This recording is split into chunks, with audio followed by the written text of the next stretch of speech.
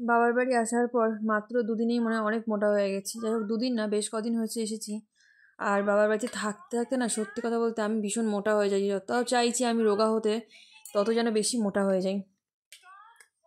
Hello everyone, কেমন আছে সবাই? গুড মর্নিং জানিয়ে আজকে ব্লগটা স্টার্ট করলাম। বেশ কিছুদিন আসার পর আমার ভিডিও করা হয় না। বাবার বাড়ি এসেছি ঠিক, কিন্তু দেখো এখানে কোনো কাজ বাজ নেই, কিছুই নেই। কিন্তু কী বলতো, সময় যে কীভাবে কেটে যাচ্ছে নিজেও টের পাচ্ছি না। আজ করবো ভিডিও, কাল করবো ভিডিও, এই করে করে আর করা হচ্ছে না। যদিও করছি একদম খাপছাড়া ভিডিও, মানে একটা দেবো যে সেরকম টাইপের আমার হয়নি। তা আজকে আমি ভিডিও সকাল থেকেই স্টার্ট করেছি, সকাল থেকে দুপুর, বেশিক্ষণে ভিডিও করতে পারিনি। তাতে আমি তোমাদেরকে দেখো অনেকটা গল্প, মানে তোমাদের সঙ্গে অনেকটা কিছু শেয়ার করেছি, কিছুটা গল্প করার সুযোগও পেয়েছি।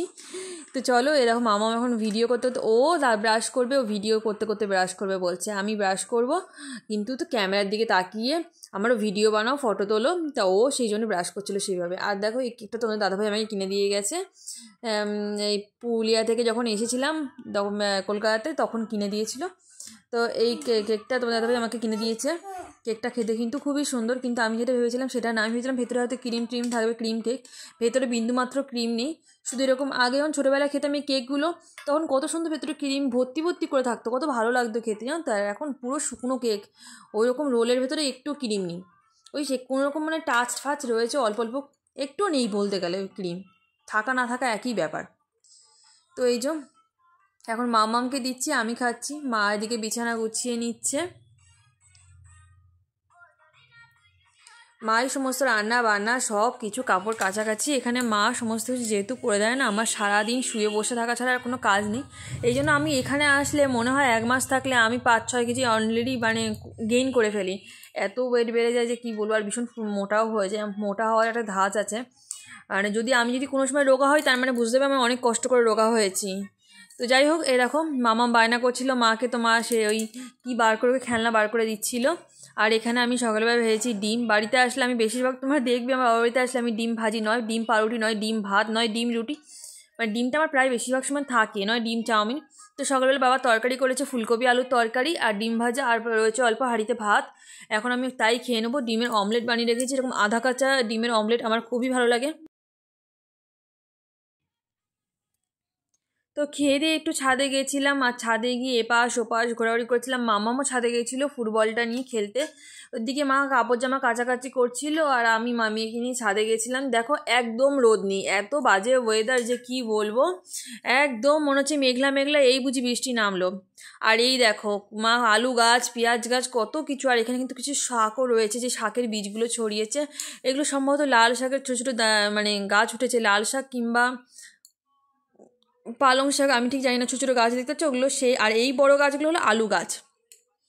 তো আমার ফ্ল্যাটে কিছু আলু ছিল, যে আলুর গাছ বেরিয়ে গেছিলো, আর পেঁয়াজের গাছ বেরিয়ে গেছিলো। সেগুলো সে আগের বারে যখন এসেছিলাম মাকে দিয়েছিলাম, আর মা সেগুলো কেটে কেটে লাগিয়েছে এখানে মাটি ফেলে। ভালোই হয়েছে কিন্তু গাছগুলো, দেখো এই আলু কিন্তু আমাদের অনেক হয়েছে, অনেক টবে টবে যেখানে মা দিয়ে পুঁতেছে সেখানে আলু কিন্তু ভালো মতন হয়েছে। এখন মেয়ের সঙ্গে একটু ফুটবল খেলছি। আর ওইদিকে দেখো মেঘের অবস্থা দেখতে পাচ্ছ, আর ওইদিকে দেখতে পাচ্ছ মেট্রোর, আমাদের মেট্রোর জন্য যে লাইন, আমাদের তো এখন মেট্রোর লাইন বাড়ি থেকেই দেখা যাবে যদি মেট্রোর চলাচলটা এখানে স্টার্ট হয়ে যায়। ওই যে ওপর দিয়ে দেখা যাচ্ছে যে লাইনটা, সেটা মেট্রোর জন্য তৈরি করা হয়েছে। হ্যালো ফ্রেন্ডস, কেমন আছে সবাই? আশা করি সবাই খুব ভালো আছে, আর আমিও খুব ভালো আছি। চলে আসলাম নতুন একটা ভিডিও নিয়ে। এখানে এসেছি অনেক দিনই, বাট ভিডিও সেরকমভাবে করা হয়নি, করা হয়ে ওঠেনি আর কি। আর এখানে আসার পর থেকে না, মানে আমি এত ঘুমাচ্ছি যে কি বলবো, যে ভিডিও তেমন করা হচ্ছে না। আর এখানে ওয়েদারটাও সেই রকম, সারাক্ষণই মেঘলা, দেখে মনে হচ্ছে না এই বৃষ্টি হবে আর কি। এক ফোঁটাও রোদ নেই। এই দেখো আমি এখন ভিডিও করছি, মোটামুটি 10টা মতন বাজে, একটু রোদ নেই। বলো বলো। আচ্ছা, আমি আর মাম্মাম ছাদে এসেছি। তো মামা ওদিকে খেলছিল, খেলতে খেলতে এদিকে চলে এসেছে। ওখানে ছাড়া ছাদ ঘুরে বেড়াচ্ছে। আর ছাদে না তো মানে হাওয়াটাও আছে, এদিকে রোদ নেই কিন্তু হাওয়া আছে অল্প অল্প। সকাল থেকে উঠে ভাত টাত খেয়ে সমস্ত কিছু খাওয়া টাওয়া কমপ্লিট করে এখন ছাদে বসে আছি। মেঘলা ওয়েদার, বাট জামা কাপড় অনেক রয়েছে, তাই সব ভিজিয়ে দিয়েছি। ওই যতটা শুকাবে আজকে, না হলে কালকে মেলে দেবো, কালকে মধ্যে শুকিয়ে যাবে। তো সেই জন্য সমস্ত কিছু করে দিয়েছি। আর এ দেখো আমাদের একটা লঙ্কা গাছ, আমি যেখানে বসে আছি লঙ্কা আছে। তো ওইদিকে আরও অনেক লঙ্কা গাছ আছে, সেই গাছগুলোতে মোটামুটি লঙ্কা হয়েছে। আমি এখানে বসেছি ছাদে, তোমরা দেখে বুঝতে পারছি, জলের ট্যাঙ্কের পাশে। আর ওইদিকে অনেক লঙ্কা গাছ হয়েছে, মাঝে হয়েছিল বেগুন গাছ, অনেক বেগুন হতো গাছে। ওই বেগুন খেয়েই আমাদের হয়ে যেত, আমাদের বাজার থেকে আর বেগুন আনতে হতো না। আর বেগুন গাছ এখন আর নেই, মানে অনেক বেগুন হওয়ার পর না, ফলন হওয়ার পর গাছগুলো সব মরে গেছে। আর সেগুলো উঠিয়েও দিয়েছে, তো হচ্ছিল না, এই ছোটো ছোটো হচ্ছিলো, পড়ে যাচ্ছিলো অল্পতেই, সেগুলো করে দিয়েছে, মা তুলে দিয়েছে। আর এখন লঙ্কা গাছ এখানে আছে, ওখানে অনেকগুলো আছে, এখন লঙ্কা মোটামুটি আর আনতে হচ্ছে না। এই লঙ্কাতে 2-3টি লঙ্কা প্রতিদিন তুললেই হয়ে যায়। আর এখন যেটা লাগছে আলু গাছ, অনেকগুলো আলু আগের দিন উঠিয়েছে, আজকেও মানে কিছু আলু উঠিয়েছে, অনেকদিন থেকে লাগানো। আর এখানে একটা আলু গাছের আমি ভিডিও করেছি, তোমাদেরকে আমি দেখাবো। ওইখানেও আলু গাছ যে গাছগুলো হয়েছে সেগুলো আমাদের ছাদের। তো এতক্ষণ ছাদে ছিলাম, আর এখানে কাকগুলো কাকা করছে, তার মানে হনুমান এসছে। আমাদের বাড়ির এখানে প্রায় সময় হনুমান আসে, কালকেও এসেছিল। আর এরকম শীতকালে তো প্রায় সময় আসে, আজকেও কাক যখন কাকা করছে তখন মানে হনুমান এসছে। আমি অনেকক্ষণ ধরেই দেখছি, এদিক ওদিক তাকাচ্ছি ওই জন্য। তো আজকে যদি আসে আমি ভিডিও করবো, তোমাদের দেখাবো। হনুমান এসছে, বাট হনুমান আসেনি আসলে। এই সময় না, এবং ঠান্ডার সময় আসে, আর কাকগুলো যেভাবে কাকা করছে হনুমান আসলেই করে। আমি তো ভাবছি মনে আসতেও পারে, আমি ঠিক এখনও তো দেখতে পাচ্ছি না। কারণ কালকেও এসেছিলো ঠিক এই সময়, আমি বেরিয়েছিলাম তখন দেখছিলাম আমাদের ওইখানে পাঁচিলে বসে আছে দুটো, যখনই আসে 3-4টে আসে, বাচ্চা সমেত সব আসে। ছাদে দাঁড়াবো, কোন সময় চলে আসবে। আগে একবার এই ছাদে আমি এখানে দাঁড়িয়েছিলাম, জাস্ট আমি বুঝতে পারিনি, ধপ করে এসে ওই পাঁচিলটাতে, মানে স্বামী যে এখানে দেখাচ্ছে আঙুলটা, ঠিক ওইখানে এসে বসলো। কত বড় একটা লেজ, বিশাল বড় একটা লেজ, আর বিশাল বড় তার চেহারা, মানে বড় সড়ো হনুমানটা।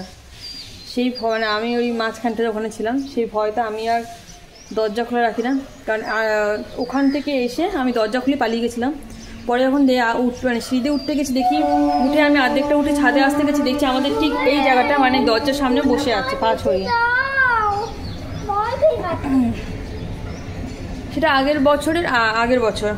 আর এখন হনুমান আসলে মোটামুটি এসেই চলে যায়, এসে আর থাকে না, এসে মোটামুটি চলেও যায়। ওই একটু আলু ফালু কারো বাড়ি থেকে কলা খেয়ে চলে যায়। এই দাদা দাদা দাদা দাদা লেগে যাবে, হাত লেগে যাবে। আসেনি মা আসেনি, আমি ভেবেছি এসেছে, আসেনি। তারপর ভেবেছিলাম নিচে চলে যাবো, তখন দেখি মা জামা কাপড় নিয়ে এসছে মেলার জন্য, তাই দাঁড়িয়ে গেলাম। আর এখানে দেখো মামাম দুষ্টুমি করছে, আর মা ওকে বারবার না যেটা করছে সেটাই বেশি বেশি করে করছে, এই দুষ্টুমি চলতেই থাকে। এখানে আসলে তো মানে বেশি বেশি দুষ্টুমি করে, বা এখানে আসলে এই যে দেখেছো তারা করছে, হাতে কতবার লাঠি নিয়ে দৌড়চ্ছে, আর লাঠিটার মধ্যে ভর্তি নোংরা, এই জামা কাপড়ে ধোয়া জামা করে এখানে দিচ্ছে, ওখানে দিচ্ছে, সেখানে দিচ্ছে।